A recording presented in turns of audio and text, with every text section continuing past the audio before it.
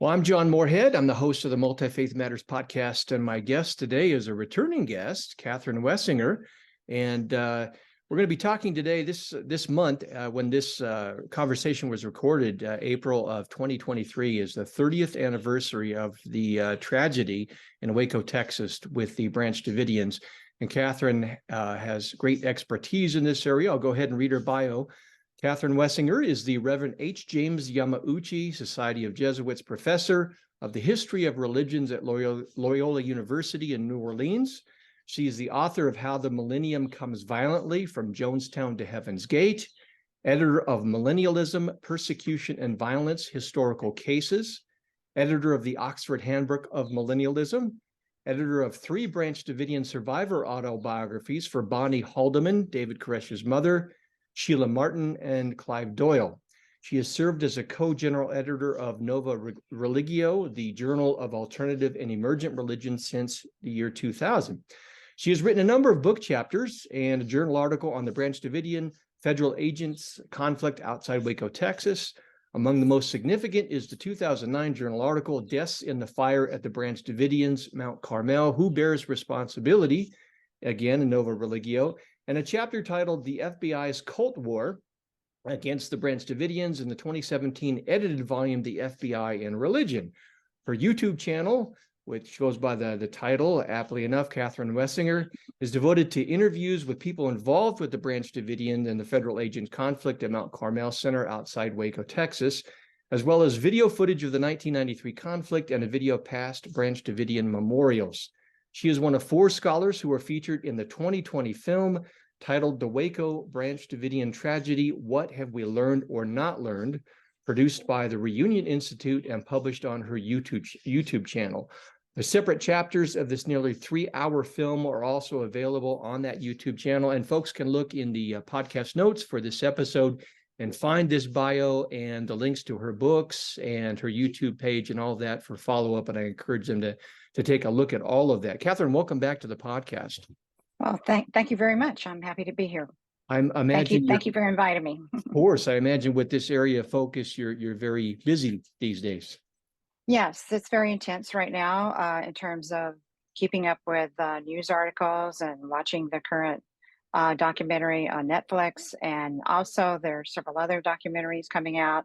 And the Doyle brothers, who are writers and directors, they produced a dramatization of, it was a 6-part dramatization back in 2018. It aired first on the Paramount channel, and then it went to Netflix, where it got a lot of viewers. Well, I think it's April 14th, they'll have a what they're calling a second season of that dramatization, and it's titled Waco, the Aftermath. And their first series, the Waco series, was very good. It was dramatized. Not everything in it is actually factual, but they capture sort of they capture the conflict and the sense of things, and they also humanize the Branch Davidians as well as federal agents. And that's really important, because in so much of the media treatments, the Branch Davidians are dehumanized. So anyway, we'll be looking for their second season in April, around the 14th, and also there are other documentaries that are coming out too. So there's a lot to keep track of right now. Well, folks may be wondering why we're talking about this, not only because of the anniversary, but because we've learned quite a bit since the original tragedy. It continues to have relevance in a number of different areas, and you're going to be talking about this. But before we dive into some of those specifics, what is your personal interest and passion in pursuing this over the years? Well, back in 1993, I was, at that time, I was the chair of the New Religious Movements group at the American Academy of Religion. But at that time, I was relatively new to the study of new religious movements. You know, I had done some research on millennialism when I wrote my dissertation, but at that time, I wasn't pursuing that avenue of research. But I was also teaching courses on religions of the world. So I was in class when this event started, in other words, the April 19th FBI tank and CS gas assault. And in class, I happened to write the name Branch Davidians on the board.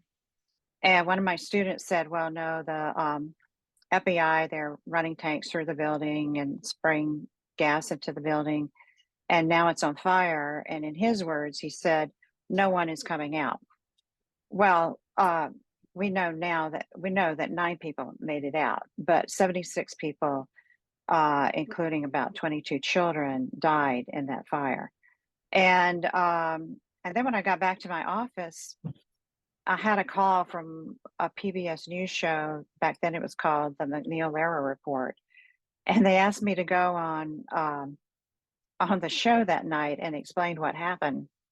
And I said, "No, I've been in class. I don't know what happened. I have no idea what happened." But then when I did get home and I watched the show, they had an anti-cult person talking about it, giving very easy answers. They're a cult. This is what cults always do. They commit mass suicide. So we know exactly what happened. And of course, that's a very simplistic explanation. And that's the problem with calling groups a cult, because it promotes the assumption that they're all the same when they're not all the same. Even when something, on the rare occasions when something violent happens, they're still not all the same. You have to study all the details and the dynamics of everything that went into that final event, that final tragic event. And so that was a turning point for me, and it made me resolve to be more available to reporters. I still don't like to get on television, especially if I don't know what I'm talking about, but I will talk to print news reporters and try to walk them through, being cautious with their conclusions and not reaching for the easy explanations. The cult frame is so easy, it's an immediate explanation. And again, it dehumanizes the people involved. It dehumanizes the children. During the Branch Davidian siege, well, first of all, I'll mention how it started. Okay, so on February 28, 1993, some agents with the Bureau of Alcohol, Tobacco, and Firearms, there's about a little more than 75 agents who were tasked with carrying out what law enforcement agents call a dynamic entry into the residence, the Branch Davidians residence at what they call Mount Carmel Center. And the ATF agents wanted to serve 2 warrants, one for David Koresh's arrest, and the other, it was a search warrant. And they were searching to see if semi-automatic rifles had been converted to automatic rifles. And it was, in fact, legal to do that if people, filled out the proper application, got a license, paid a fee, in other words, a tax. It was legal, and it was legal to have those firearms if those steps had been taken. And so, tracing packages through UPS, ATF agents thought that, well, they had ordered a lot of semi-automatic rifles, and they had also ordered gun kits of parts, consisting of parts that could be used to convert those weapons. And an undercover investigation had never turned up any evidence that he had those weapons. And in fact, he had, through his gun dealer, his legal gun dealer, his legally licensed gun dealer, David Koresh had invited ATF agents to come and inspect his weapons. But instead, they attempted to carry out this dynamic entry. And David Koresh was warned ahead of time, and so they were ready. They had prepared, because it was part of their theology that they would be attacked and killed by, federal agents, agents of the government. And so somehow the shooting started. There are different stories about who shot first, but you ended up with a shootout in which 6 Branch Davidians ended up dying that day, and 4 ATF agents were killed. And then after that, the next day, the FBI comes in and takes over the siege, takes charge of everything. And you had several teams of FBI agents. Well, you had the FBI negotiation coordinators. And we learned a few years ago from a news article, I think it was in the Dallas Morning News, that most of the negotiators were police officers from Austin. And we didn't know that for decades. We thought all those negotiators were FBI agents. But it turns out the FBI agents were there supervising the police negotiators. So they did most of the work. And then you had another team of FBI agents called the Hostage Rescue Team. And so that's the SWAT team. They have special forces training. They have a tank division, an armored tank division, so they had tanks out there. And then also, I would say another segment of FBI agents out there were special agents in charge.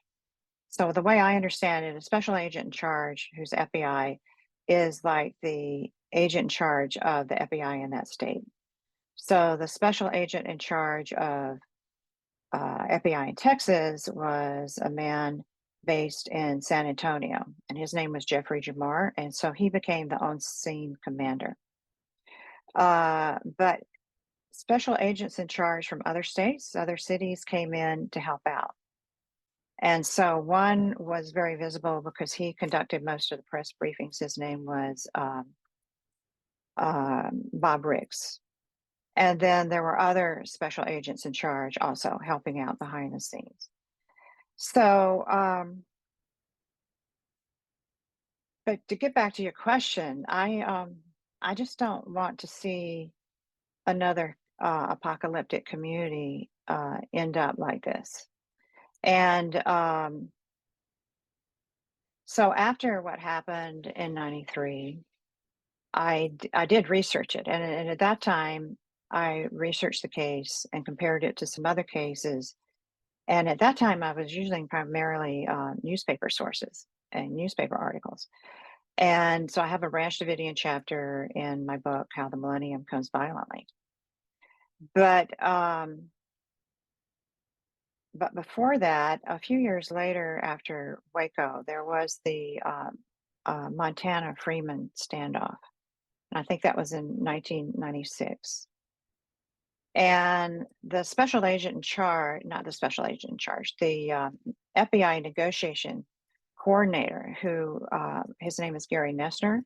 He's actually appearing in the Dodo Brothers, their first series, and his character is played by Michael Shannon. He'll be in the new second series that's coming out. And he was negotiation coordinator for the first 24 days through March 24th. And he was protesting all of these aggressive actions that the hostage rescue team was taking. Every time, no aggressive actions were taken if children were sent out.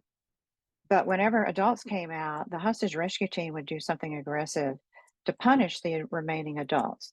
So they would turn the electricity off. They turned it on and off a few times. Finally, they just turned the electricity off. They used their tanks or CEVs, combat engineering vehicles, to move cars, crush cars, and then move them.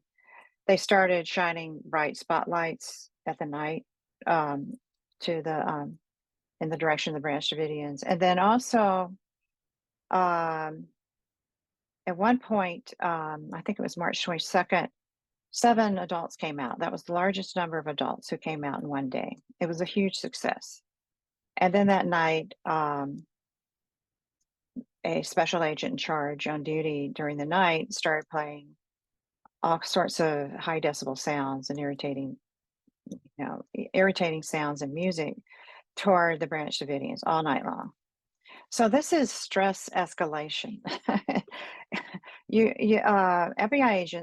FBI negotiators know that in order to negotiate successfully with what they call a barricaded subject, you have to lower the stress.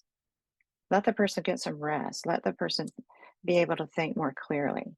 But what was going on, the hostage rescue team, with the approval of the on-scene commander, and also my research has shown, also with the approval of officials in a command center in the Hoover Building in Washington, D.C., because they were supervising everything that was happening there. So this stress escalation was occurring consistently with the approval of people in DC in the Hoover Building and the commander on the ground. Big question is why, why? Because it doesn't make any sense. So back to negotiation coordinator Gary Nessner, he protested these actions that were undermining the negotiations, and he was taken off the case. But with the Montana Freeman, he was the negotiation coordinator at that time, and by that time he had become like the head negotiator at the FBI. I don't know what his exact title was, but the Montana Freeman case, and they were not labeled a cult; they were labeled a anti-government group. They were sort of the prototypes for what we know, people who now call themselves sovereign citizens. They don't recognize the authority of the federal government, and that standoff had a very low-key tactical presence. They were there, FBI agents were there, but they weren't very visible. And the negotiations took 81 days, and they resorted to very creative negotiation tactics, bringing in third-party intermediaries. There were 2 children inside with the Montana Freeman. It was a farm. And as I was watching the news, one night on the news, I saw the 2 children outside playing, 2 little girls. And at that point, I gave a sigh of relief, and I knew that the FBI was going to stay there until everybody came out safely. Because during the Branch Davidian standoff, we never saw the children. We never saw the adults. The Branch Davidians made a video of themselves, and you could see the children, and that was sent out to the FBI, but it was not released to the press because this video, which now it's on, you can find it, segments of it in YouTube. It's titled Inside Mount Carmel. You see that the Branch Davidians are rational people. They think rationally. They have a religious worldview. The children are adorable, okay, and they're innocent. And a lot of the teenagers are just innocents, in there. And but we never saw those videos of the people during the Branch Davidian siege. But all right, so how did I get into all this? That was your original question. So during the Montana Freeman standoff, some of us, myself and some other scholars, Phil Arnold, Dr. J. Philip Arnold, and Dr. Gene Rosenfeld, and we had the opportunity to give some advice or convey some advice to the FBI agents there. It wasn't easy to talk to them. I talked to them on the phone a couple times because we just have totally different worldviews. We're religious study. Oh, and they also had Professor Michael Barkin. The 3 of us, Phil Arnold and Gene Rosenfeld and myself, we were working together, but Michael Barkin was in communication with them directly. He was not working with our little group. And it was during that siege that I had to come up with a fast thesis about how you could get these anti-government people out safely. Everybody come out safely, including the children. And so I use a understanding of ultimate concern, not the definition of ultimate concern that Paul Tillich uses, that he formulated when he coined that term. But, my advisor in graduate school defined ultimate concern is what is the most important thing in the world to the believers. So in other words, it's the goal of their worldview, their religious system. And so the advice that our team gave, was that the FBI negotiators needed to find a way for the Montana Freemen to stay true to their ultimate concern, which was to overthrow the United States, no less, but still come out and be taken into custody. And after long negotiations, that's what happened. That's what they did. I don't take credit for it because later the commander on site called me and he said that our input had no effect on the outcome. And I believe that because we were still operating with very different worldviews, and we just had different perspectives on the situation. But nevertheless, through good negotiation techniques, that's what they ended up doing, in my view. That they were able to make an offer to the freemen so that they could come out and stay true to their ultimate concern and still be taken into custody. And they were told that once they got into court, they would be able to present their arguments against the validity of the federal government. And of course, that didn't happen. Once they were in court, they were not able to speak from their own worldview. But that's what should have been done with the Branch Davidians. Two Bible scholars, Dr. James Tabor at University of North Carolina in Charlotte, and Dr. J. Philip Arnold at Reunion Institute in Houston. And Dr. Arnold drove to Waco a few times and attempted to communicate directly with FBI agents. And predominantly, they would not listen. They would not take in that input.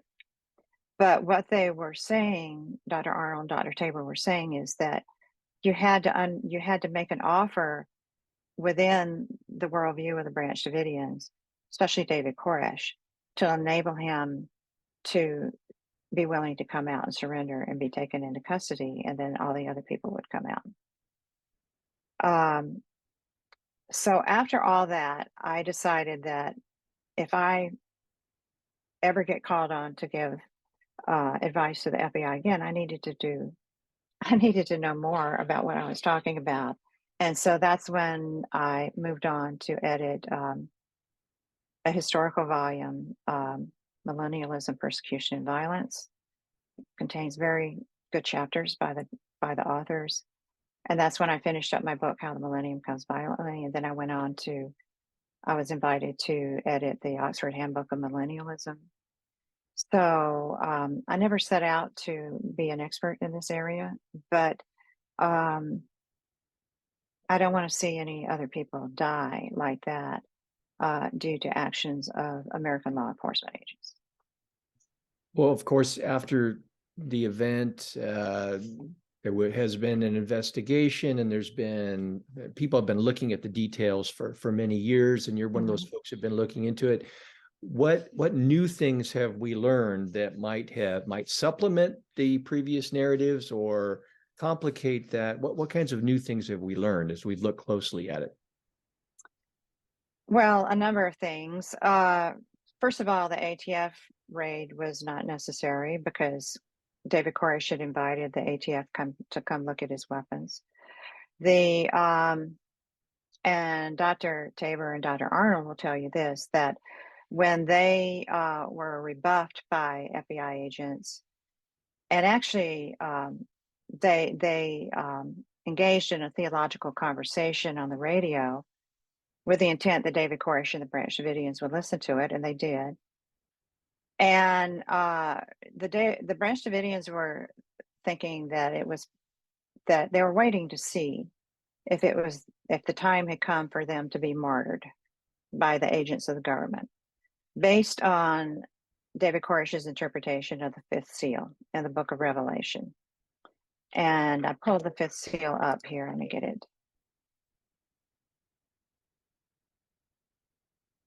So, in the book of Revelation, there's a figure sitting on a throne, and in his hand, he's holding a book or a scroll sealed with 7 seals. And as each seal opens, apocalyptic end time events happen. And so David Koresh and the other Branch Davidians were convinced that they were in the 5th seal. And the 5th seal begins in Revelation. Let's see, what chapter is this? It's chapter 6. It starts with verse 9 and goes through 11. And it says, "And when he had opened the 5th seal, I saw under the altar the souls of them that were slain for the word of God and for the testimony which they held. And they cried with a loud voice, saying, How long, O Lord, holy and true, dost thou not judge and avenge our blood on them that dwell on earth?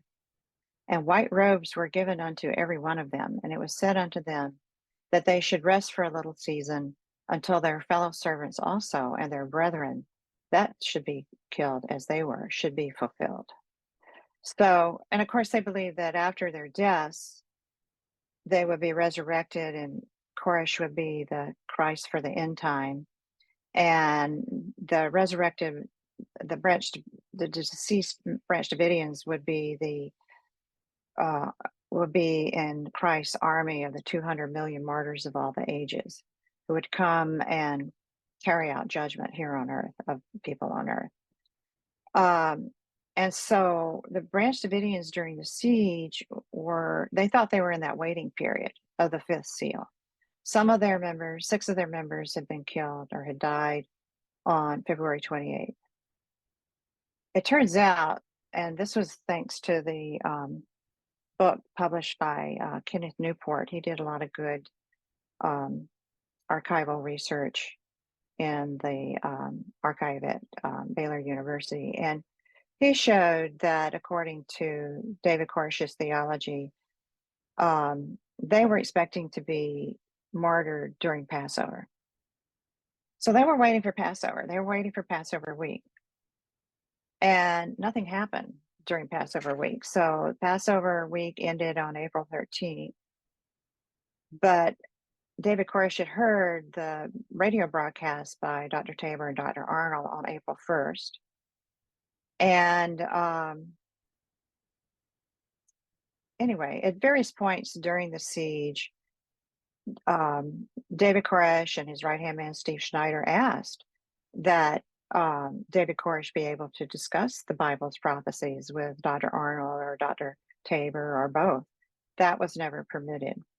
But on the day after Passover, on April 14th, David Koresh sent out a letter saying that God had permitted him for the first time to write down his commentary on the 7 seals of the book of Revelation, and that he was going to start doing so right away.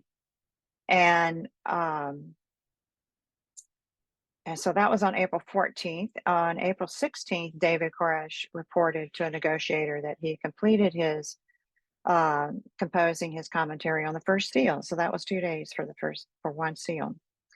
But the electricity was off in the house, in the residence, and all they had was a battery operated word processor, and they needed batteries. They needed batteries and the kind of old style typewriter ribbon, things like that. So the Branch Davidians started asking for the supplies so they could type up the manuscript, because Koresh had said that once the manuscript was in safekeeping with Dr. Arnold, Dr. Tabor, then he would come out and be taken into custody.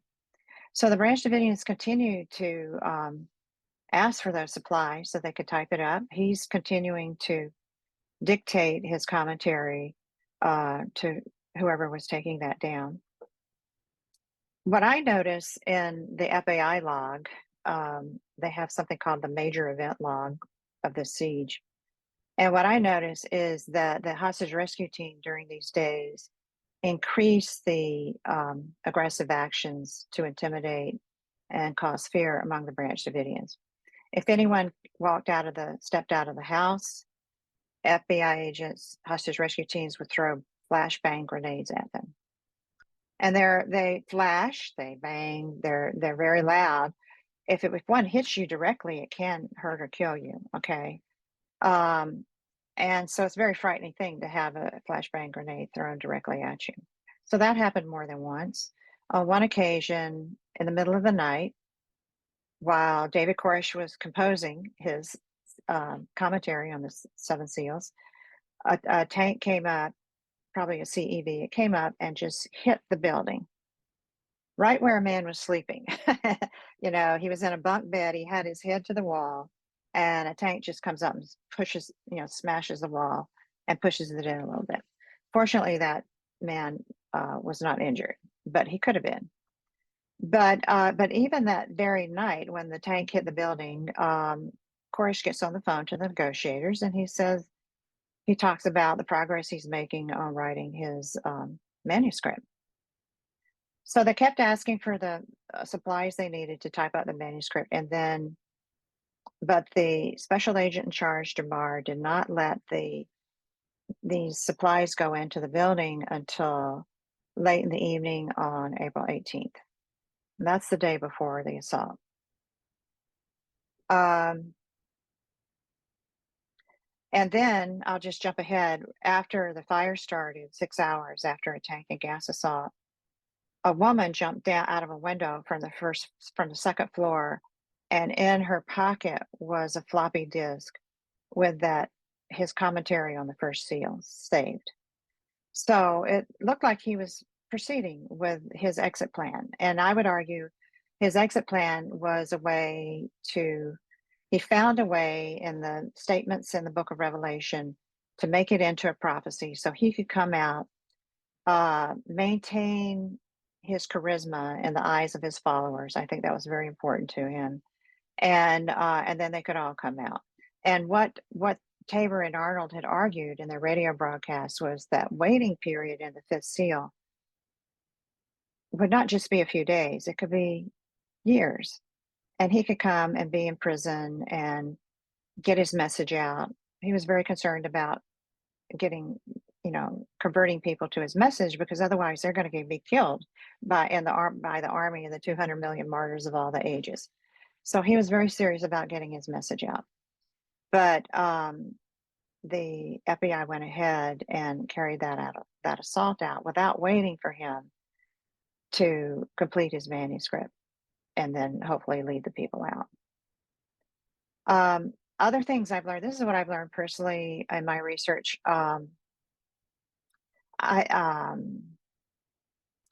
There is a collection of the FBI negotiation tapes and a collection of I don't think all are there, but it's a collection of the audio tapes recorded by surveillance devices, the so-called bug tapes, okay? And on April 18th, when what the FBI was doing, they were using the combat engineering vehicles to move the remaining private vehicles of the Branch Davidians out of the way. They were putting up concertina wire all around the building so that when the Branch Davidians were forced out by the planned gas attack, they would be channeled up the driveway. Well, the Branch Davidians were not stupid. They could see what was going on, outside their windows. And so David Koresh called a negotiator, and he said, what is it that you men really want? And this is on an audio tape. It's introduced by Dr. Tabor. He's named it The Last Recorded Words of David Koresh. So this can be found online. And so Koresh goes, what is it that you men really want? And the negotiator says, we just want to see some progress here, that you're going to come out. And Koresh says, well, we are making progress. I'm making progress on my manuscript, and then we're going to come out. We're making progress. Anyway, they end up in a fight. The negotiator and David Koresh end up shouting at each other, and the tape cuts off. But what I did is I listened to the surveillance tape, audio tapes, after that, immediately after that fight with the negotiator. And this is recorded by a surveillance device. And you hear two men talking. One of them is Steve Schneider, Koresh's right-hand man. And all of a sudden, they're very excited about prophecies being fulfilled, prophecies about fire. They're saying, I hope so. I really hope so. Steve Schneider starts making jokes about fire, several different jokes. One joke was, he said to the other man, he said, you always wanted to be a charcoal briquette. And I asked Clive Doyle, who I interviewed at length, I said, what is he talking about? And he said, well, that man used to say that rather than become a Branch Davidian, he'd rather be a charcoal briquette in hell. And so here's Steve Schneider talking about, yeah, you said you want to be a charcoal briquette, but he's not talking about going to hell. He's talking about going to heaven, okay? And that man says, yeah, there's nothing like a good fire to bring us to the birth, the birth in heaven. Koresh compared, being martyrdom and as a process of a woman travailing in birth, and then the child is born, or the martyr is born into a new life in heaven. So, years later, I could hear this very clearly on the surveillance device audio tape. I just had ordinary headphones. And I know that FBI agents had a team of FBI agents listening to the audio captured by these surveillance devices. So I really, FBI agents who, give interviews and they say, well, we didn't know at the time that that they felt they were going to die in a fire. I don't believe that, because I could hear that discussion. So I'm sure they could. One last thing that I'll say that I've learned in my research is that that morning of April 19th, when the tank and gas assault began, a negotiator named Byron Sage, he's been on documentaries a lot. He passed away last year. He was an FBI agent. He called in to the building, and Steve Schneider picked up the phone, and Byron Sage said, "We're going to start putting tear gas in your building," but he emphasized, "This is not an assault." And then he got on their loudspeaker, and he kept saying, "This is not an assault." But the CEVs, the combat engineering vehicles, are breaking down walls in the building and spraying tear gas in, and they're firing little plastic rockets called ferret rounds, and when it hits something, it bursts open and releases CS gas. And the whole time, Byron Sage is on the loudspeaker saying, "This is not an assault. Come on out and surrender." Well, there's another surveillance device audio tape that captures 3 men in the foyer trying to fix the telephone line. Since 1993, the FBI has asserted that as soon as Steve Schneider hung up the phone after talking to Byron Sage, he threw the telephone. This is the old style landline. No cell phones back then, or no cell phones like we have today. No smartphones. He threw the phone out the front door. A survivor of the fire named Graham Craddock, he was their phone man. He fixed their phones, and he's testified that no, the phone was sitting right there. And even if the phone had been thrown out the door, he could have he had other phones. He could have hooked those up to the line. But the telephone line had been set up by the FBI to run only to the negotiators. And that telephone line was lying on the ground outside the building. And so what happened, and Graham Craddock has shown this on Facebook in a series of aerial photos that come from the FBI. So that immediately at 6 a.m. at the beginning of this assault, a CEV, combat engineering vehicle, drove over that telephone line to the negotiators. So the telephone line to negotiators was cut off right away. And the negotiators are continuing to try to call in. This shows up in the major event log. But the conversation that's recorded by a surveillance device in the foyer, Steve Schneider is there, and he tells one man to go outside and try to fix the line, and he didn't. He couldn't fix it. So Steve Schneider then talks to Graham Craddock. He says, "Go outside, see if you can fix the telephone line, and if you can't, just hold it up so they'll see that it's severed." And so that's what Graham Craddock did. And actually, the major event log shows that the people in the command center in Washington, in the Hoover building, they could see him do this. They called him the phone man. Phone man did this.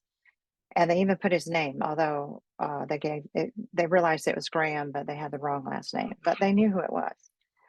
That's how good they could see what was going on at Mount Carmel. And so after a while, they tried to fix the telephone line. And during the conversation, Steve Schneider says, "We want to tell the negotiators about our progress on the manuscript last night."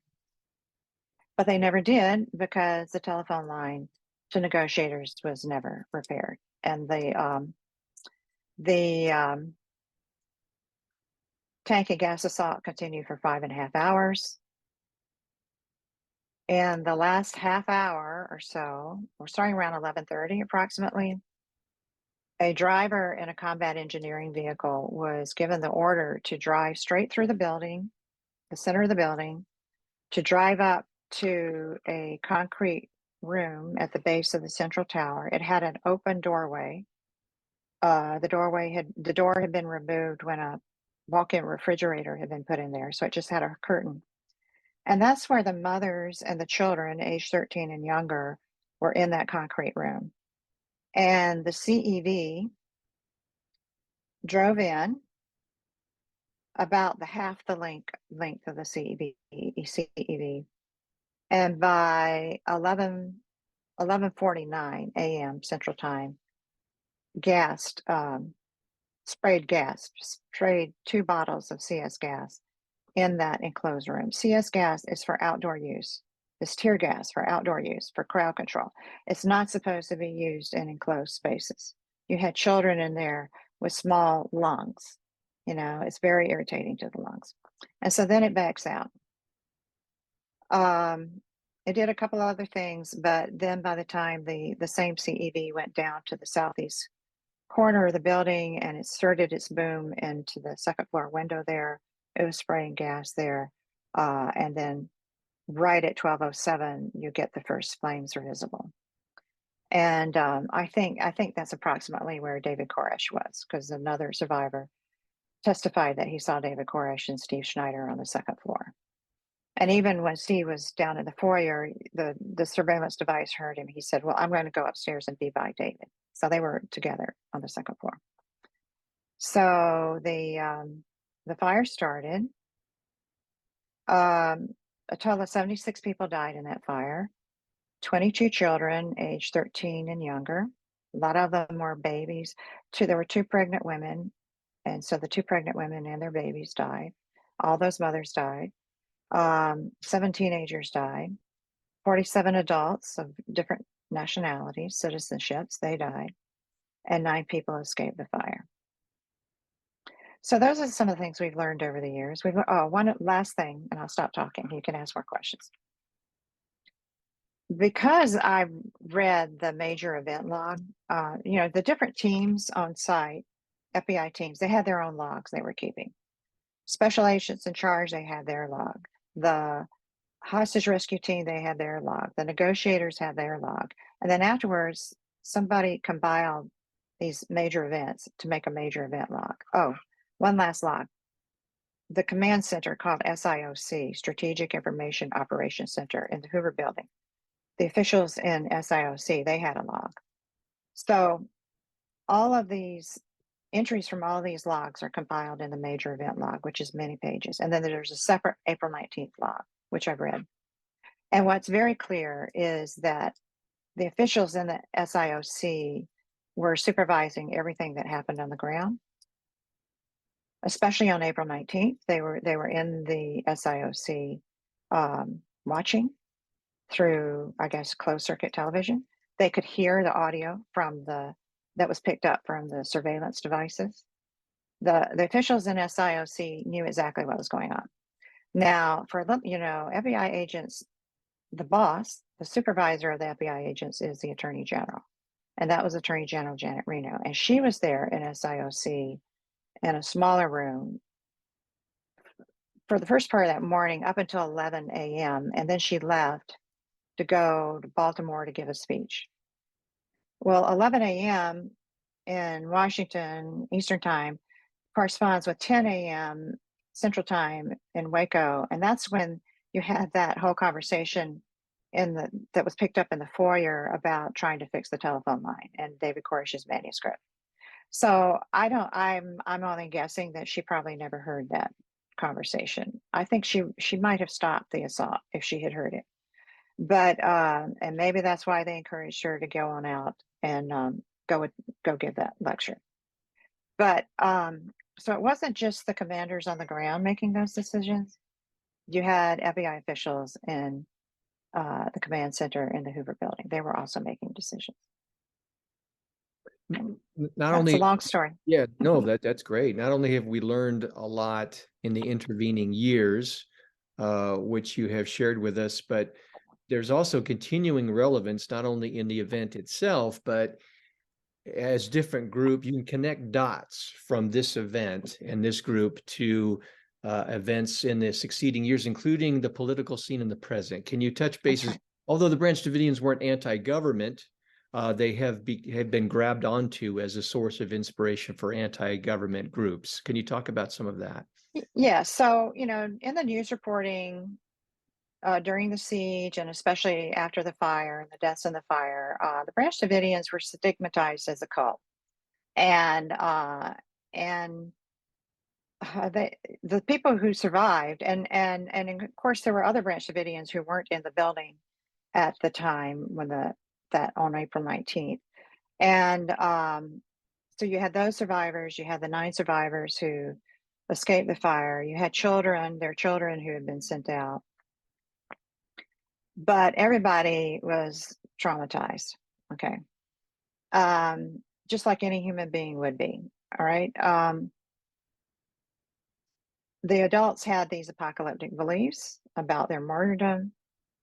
They were still traumatized, uh, and and they didn't have any friends. They were being stigmatized in the media, and so it was people in the sort of in the anti-government milieu. And a lot of the people, it's my understanding that a lot of the people in the anti-government milieu are former military people and former police officers, or both. And they recognize the military assault when they see it. You know, a religion scholar like myself, I was just totally innocent. I'm going like, how could they do that? But it was just hard to really grasp. It was hard for me to grasp that our federal law enforcement agents carried out a military assault against a community of civilians. But anyway, in the anti-government milieu, they recognized that, and they helped the Branch Davidians. They offered friendship to them.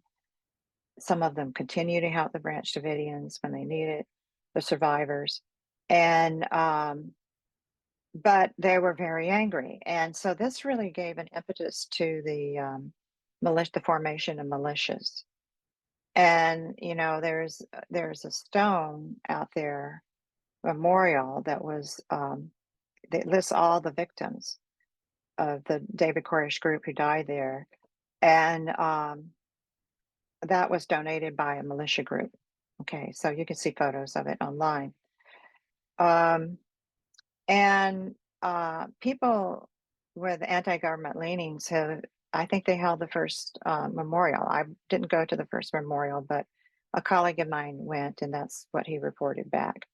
And they still come to the memorials. Okay. And of course, a young man named Timothy McVeigh was he came as close as he could to Mount Carmel while the FBI siege was going on. The FBI had pushed back the press to something like 3 miles, and they had set up their own little community. The press reporters had set up their own community out there. They called it Satellite City. And so Timothy McVeigh was out there somewhere, and he had a bunch of anti-government literature in his car and stickers and bumper stickers and so forth. So he was out there selling, but he was watching what was going on and apparently outraged at what happened, that final assault. And because he was a veteran of the first Gulf War. And and the Branch Davidians do not condone Timothy McVeigh's actions at all. But on April 19th, 1993, Timothy McVeigh, with some assistance, carried out the Oklahoma City bombing, which blew up the federal office building in Oklahoma City and killed over 100 people and many children. There was a daycare center in that building. After the Oklahoma City bombing, I think led by Gary Nessner, the negotiator, FBI reached out to people in militias to talk to them, to humanize the FBI agents to the people in the militias. And also, from what I've read, the people in the militias were also shocked at the Oklahoma City bombing. So the militia activity sort of it became quieter, you know, but they were still out there. And unfortunately, there's some crossover between anti-government people and white supremacists, and some militia activity. Is my understanding from my reading that it picked up again during the presidency of Barack Obama. And then, so I call this anti-government movement and the white supremacist aspects of the white supremacists of this movement, this armed movement. I call, back in the 90s when I was writing my book, I called it the Euro-American Nativist Millennial Movement. It was a nativist millennial movement waiting for a revolution to overthrow the government. Timothy McVeigh he carried out the Oklahoma City bombing to try to initiate what he called the Second American Revolution. More recently, with the removal of the statues of Confederate leaders, in these circles, people started talking about, oh, we're going to have a second civil war, so they've been looking for a war for quite some time. But this was a millennial movement, a lot of groups interacting with each other, a lot of individuals interacting with each other, but they didn't have a messiah. They didn't have the figure that they believed was going to create the millennial kingdom they were looking for. And so a lot of them found that messiah in Donald Trump, and were very happy when he was elected president. And they believed he was fighting against the deep state. Some of them, and this was mainly among evangelical Christians, some believed that Trump was the Cyrus Messiah predicted in Isaiah. I think that's Cyrus, the king of Persia, is called a Messiah. I think it's Isaiah 45. So Trump was believed by many to be the Cyrus Messiah. And so when he didn't win the election, the 2020 election, Joe Biden was elected, but Donald Trump kept saying he really did win the election and it was stolen from him. And then you have figures like, let me think of that guy's name. Excuse me a minute. Alex Jones. Yes. Okay. So then you have a figure like Alex Jones, who also was radicalized by what happened to the Branch Davidians, and he went on to have that radio show, and he just became more and more radical over the decades. But so he used his show to encourage people to go to Washington, D.C. on January 6th when the electoral votes were to be counted, and he was standing there with a bullhorn encouraging people to go into the Capitol, stop the count, stop the steal. And he turned around and went back and sat at a table for his show. So he was smart enough not to go inside, but he was just encouraging everybody inside. So you can draw a direct connection largely through Alex Jones, but also the anger on the radical right and among anti-government people. And then a lot of just ordinary citizens, like ordinary Republicans, just got caught up in that and then participated in storming the Capitol and attacking police officers who were guarding Congress. Now, you've mentioned Trump, and I couldn't believe it when I read the article in Religion Dispatches. There's even a connection between the Branch Davidian tragedy and Trump's kickoff of his reelection campaign. Can you talk about that? Well, yeah. So when Trump's people announced that he was going to hold a rally at the Waco airport, and I thought that was really weird. First of all, I've been in that airport. It's a very small airport. I just couldn't imagine a rally in there. But it turns out they had it out on the runway, I guess. And so the media, people in the media, a lot of reporters were speculating, does this have something to do? We're in the time period of the 30th anniversary of what happened in relation to the Branch Davidians in that when their conflict with federal agents. And when they called me, I said, I don't know, because Donald Trump has never said anything about the Branch Davidians. He has never once said anything. He's made no comment about the Branch Davidians. He's never expressed any sympathy for the survivors or any sorrow for what happened. So I decided to play it cool and just say, I don't know if there's a connection. But as it turns out, the Branch Davidian survivors no longer have control of the Mount Carmel property where all those events took place in 1993. So there's another man out there. He lives there. He controls the property. He's a big Trump supporter. He believes that Trump is the Cyrus Messiah. He's got MAGA posters everywhere. Okay. But he's not a member. He was never a member of the David Koresh Branch Davidians. But unfortunately, at least one reporter, young reporter in Texas, went out there and filmed an interview with him.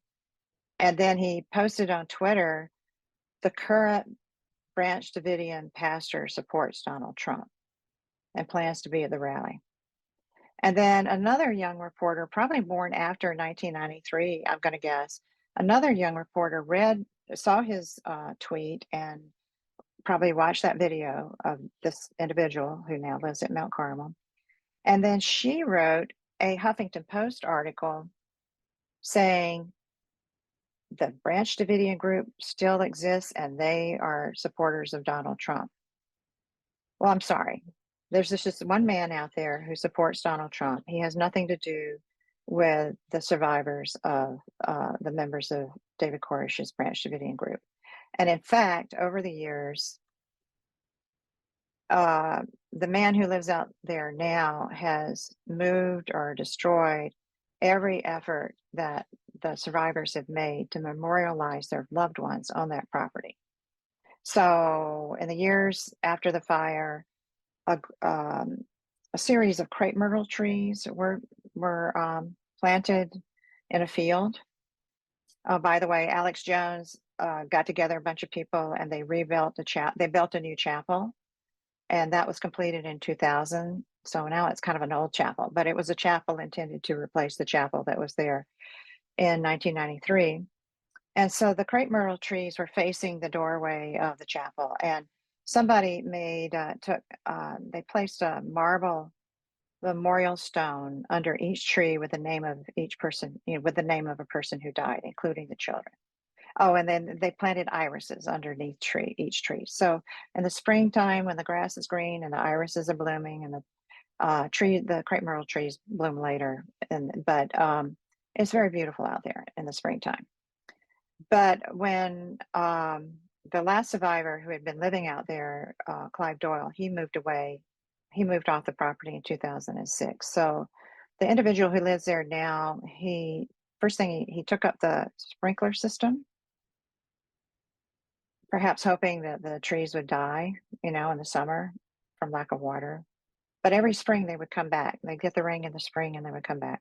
But he did, one of the first things he did is he cut down the tree dedicated to David Koresh, and he took the marble stone with his name on it and broke it and did something with it. And but anyway, the trees kept coming back every spring with the rain. And so one year he had them all dug up. They were all trimmed, the branches were trimmed back. They were all dug up and they were replanted along the driveway. So they're now along the driveway. And then each one of those memorial stones that used to be underneath each tree, he built a wall. He stacked them up next to the front gate, close to the front gate, and cemented them together to make a memorial wall. But then he put large marble stones on top of those names with the Branch Davidian names on them. And on those big marble slabs, he has names of Seventh-day Adventist prophets that he finds to be personally meaningful. Other than Ellen G. White and Victor Houteff, those other names mean nothing in the David Koresh Branch Davidian group. So, this man is not a member of the David Koresh Branch Davidians. And because of things that he's done to destroy the memorials to their loved ones, that's why the survivors do not hold a memorial out there anymore. So the memorial in recent years, and the memorial this April 19th, will be held in the Taylor Museum of Waco History, which has been very kind to permit the memorials to be held there. Well, I know you want to close our time together with some slides. Yeah. But before we do that, what about if you were to share a few takeaways? There's a lot here, a lot of information, a lot of things we've learned. What are a few significant takeaways for folks who are watching and listening? This whole incident in 1993, with all the tragic deaths, including the deaths of 4 ATF agents, all the deaths are tragic. This all occurred within an interactive context.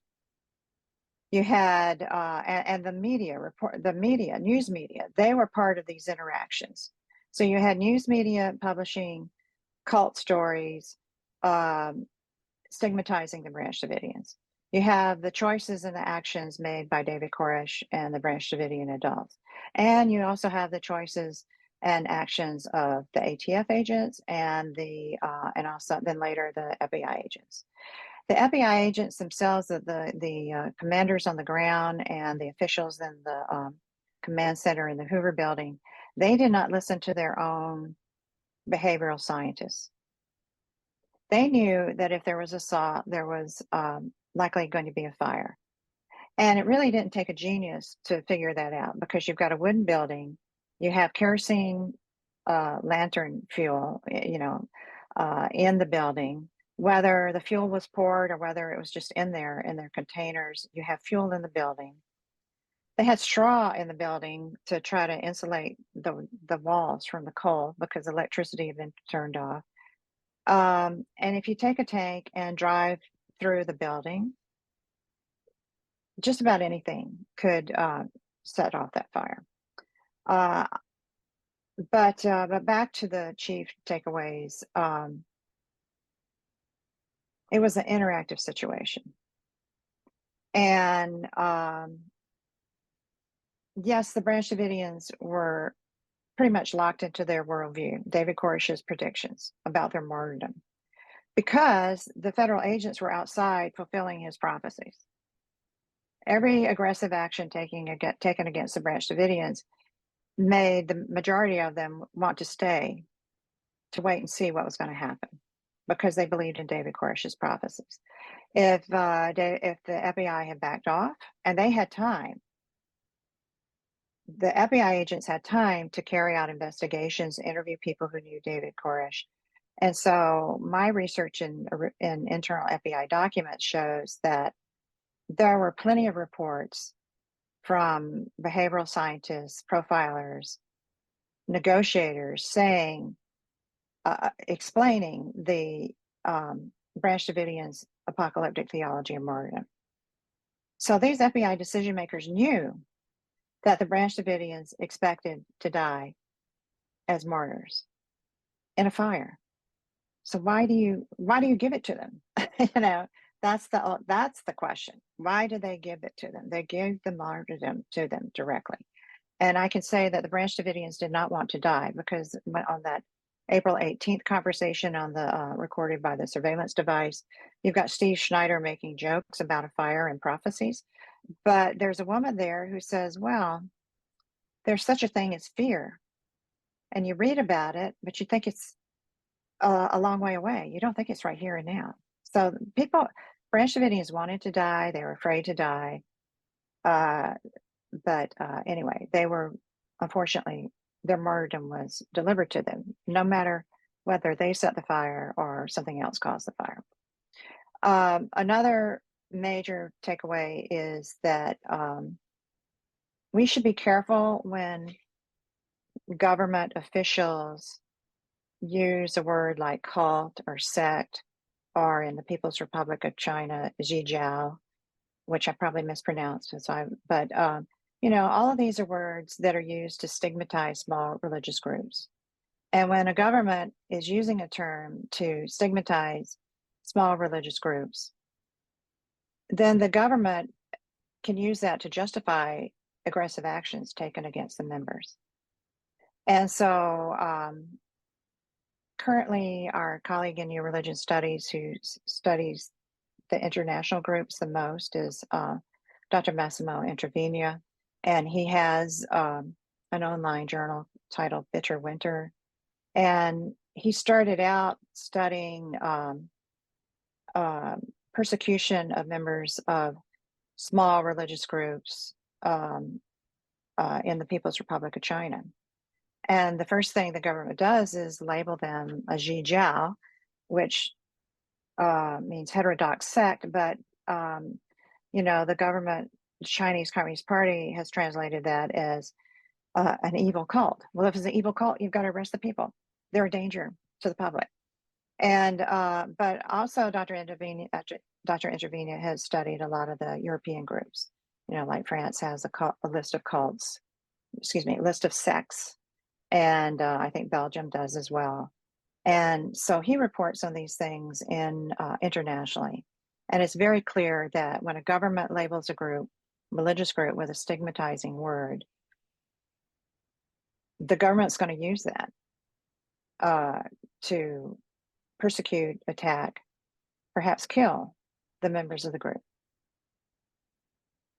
Yeah, lots of important lessons that we can learn. I still remember I was working, I don't want to name it, I'm not trying to out any organization, but I was working for a Christian organization at the time, and I still remember I had been following the standoff, and an evangelical Christian came skipping in when I was at work, basically gleeful that the evil cultists had gotten what they deserved. So we still have this great stigma.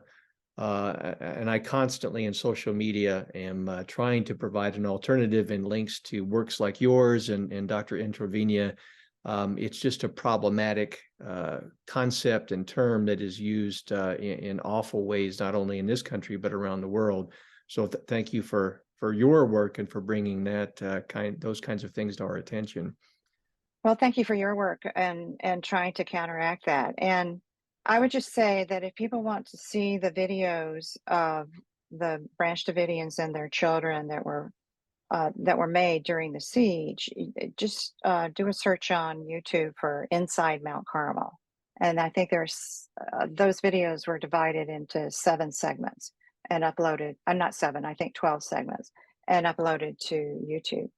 But there's also been a memorial composite image of the Branch Davidians who died in 1993, both in the ATF, the shootout with the ATF, and then the FBI tank and gas assault. So this composite image was put together by Matthew Whitmer. He is the artist and librarian who helped me co-edit, or he helped me prepare Clive Doyle's autobiography for publication.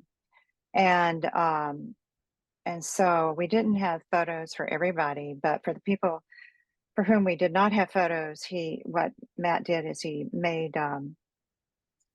rubbings, like charcoal rubbings of the memorial stones at the cemetery for the people. And actually the majority, some families came and got their loved ones' bodies and buried them back home. But a lot of the Branch Davidians are buried in Waco at what Clive Doyle called a pauper's field, because where poor people are buried who otherwise wouldn't be buried. And so there are several rows of these graves with memorial stones on each one.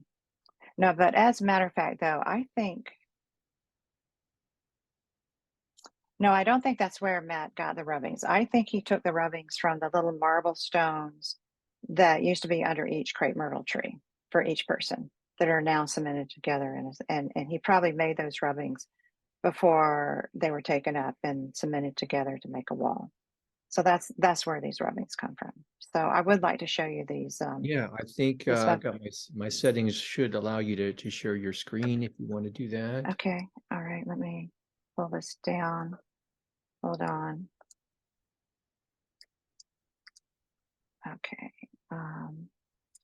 Okay, share screen. It says you disabled participant screen sharing. Try now. Yes.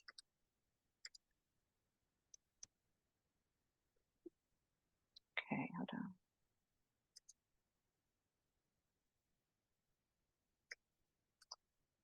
Well, I want to get it. Okay, there we go.